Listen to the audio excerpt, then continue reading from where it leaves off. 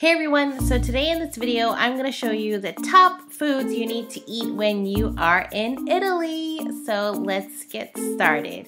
The first course of every Italian meal, the antipasti, which includes a bunch of crostini. It's basically your appetizer, lots of cold cut meats, as well as of course the Parma ham and melon. Hey guys, so this is a cold cut platter with a bunch of different Tuscan meats and cheeses and crostini over here. And we have of course the melon and Parma ham. And this is what we call antipasti in Italy, where you eat the appetizers before your meal. I like to just cut it all up with the cheese and the cold cut together, and it's so delicious. I love it. So I have a melon wrapped in Parma ham. So we're really familiar with this, but I haven't had it in Italy before, so here it goes. And the ham is like salted. It goes together really well. And you can almost pull the Parma ham apart just like this. And it goes perfectly with the melon. It's amazing.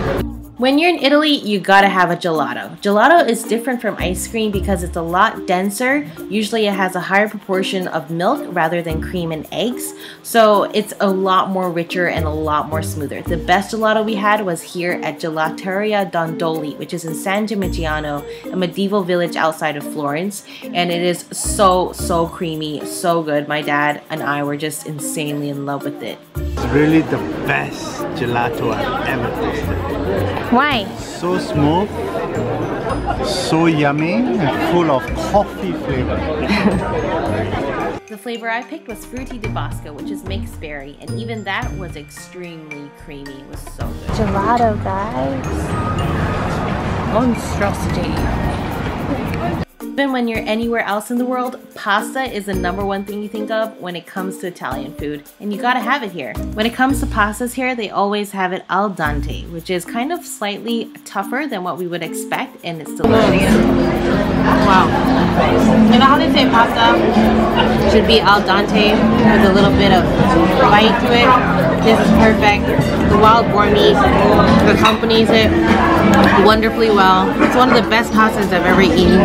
So good. There are so many variations of pasta. This is gnocchi, which is actually made from potatoes. It's very soft and fluffy. And this one is a seafood pasta with spaghetti. If you're looking for a classic Italian sweet, I would recommend a beautiful cannoli. It is a crisp taco-like shell filled with sweet filling, and it's so delicious. It's the sweetest, most delicious filling.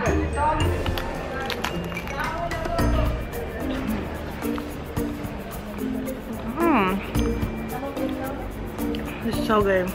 It's like a vanilla and chocolate chip cannoli.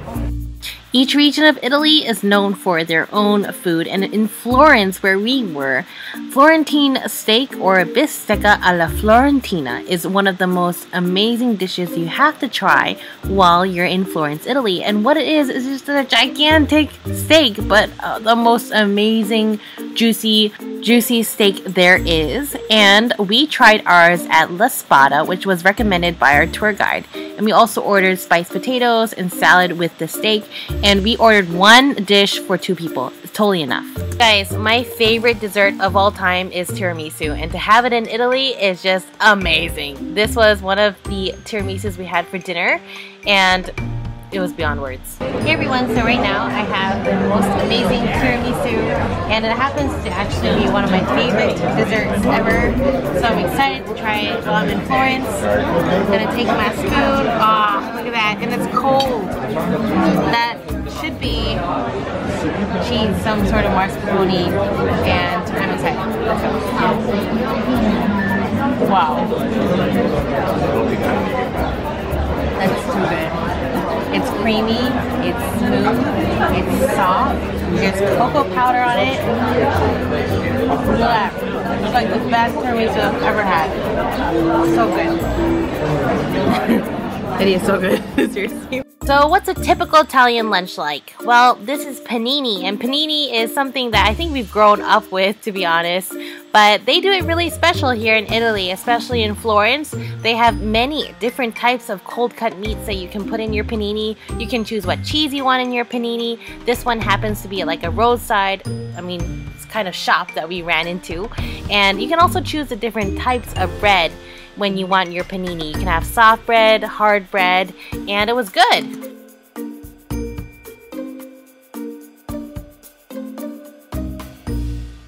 Come on, you gotta have pizza while in Italy, right? Well, it's pretty different than American pizza. Italian pizza is a lot thinner, and I've seen actually people just order a whole pizza to themselves, and as you can see, it is super thin. Look at that cheese pull. This pizza was beyond words. And so I really hope you guys enjoyed this video. I hope you give it a thumbs up. Share it with your friends if you're coming to Italy as well. And my Florence videos are coming up too, so look forward to that, and I'll see you guys later. Bye!